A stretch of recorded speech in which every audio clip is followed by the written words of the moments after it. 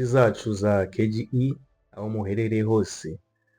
Ubu tuvugana Nigeria yakuriyeho u Rwanda Visa. Bateye ikirenge mu cy'u Rwanda, ndavuga abaturage ba Nigeria cyangwa Nigeria, aho u Rwanda rwatangiye gukuraho Visa mbere yuko bo bayikuraho. Nk'uko mubizi twayikuyeho mbere y'uko byemezwa na Minisitiri wa Nigeria cyangwa Nigeria ushinzwe abinjira n'abasohoka, yitwa Bianca.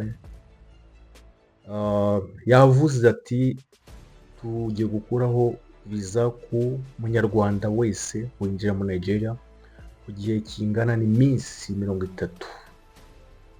Uzashaka iminsi irenzeho azareba urwego rubishinzwe. Ibyo byatangajwe gato y'uruzinduko rwa perezida wa Nigeria mu Rwanda.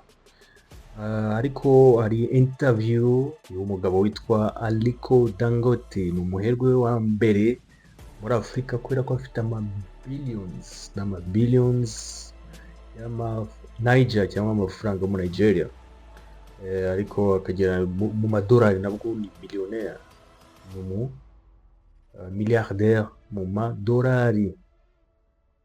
Mu minsi ishize yakoze interview ikomeye, yarakunzwe cyane, aho agaragaza isi yose ko Afurika irimo gutera imbere, ariko yavuze ko u Rwanda narwo ruri mu bihugu biri gutera imbere, top 10 countries zirimo kwihuta mu iterambere. Avuga ko u Rwanda ruri mu bihugu bya mbere muri zo top 10, uvuga ngo ni ibihugu 10 afata nk'ibihugu by'indashyikirwa muri Afurika, asanga ko u Rwanda rurimo. Ibyo byashimishije abakunda u Rwanda n'inshuti z'u Rwanda aho baherereye hose. Natwe turishima nk'abanyarwanda muri rusange.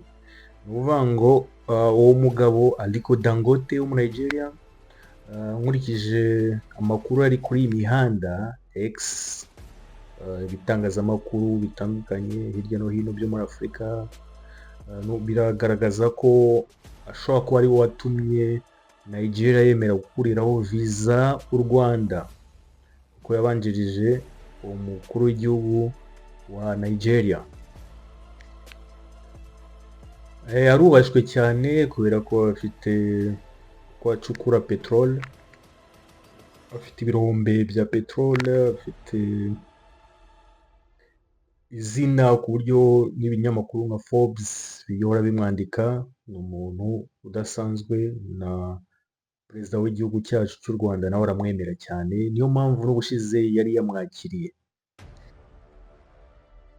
Ati rero kugira ngo speed cyangwa se iterambere ryihuse rikomeze, nuko abanyafurika bashyira hamwe, hakabaho ikintu cyo gukuraho Visa hagati y'ibihugu.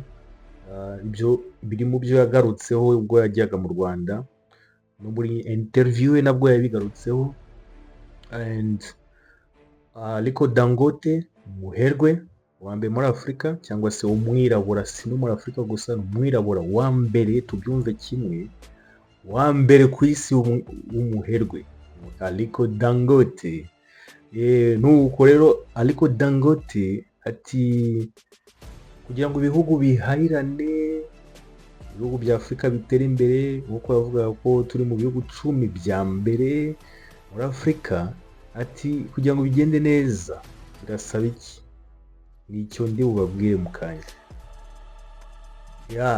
Nta kindi bisaba, birasaba gukuriraho Visa, gukorana, kumvikana, nta ikintu kimeze nk'umupaka hagati y'ibihugu byacu nk'abanyafurika. Ati ibyo ntibikunda, ibintu byose bizakunda, na byo tuvuga ko bidakunda ubu ngubu bizakunda. Uwo ni umuherwe Aliko Dangote.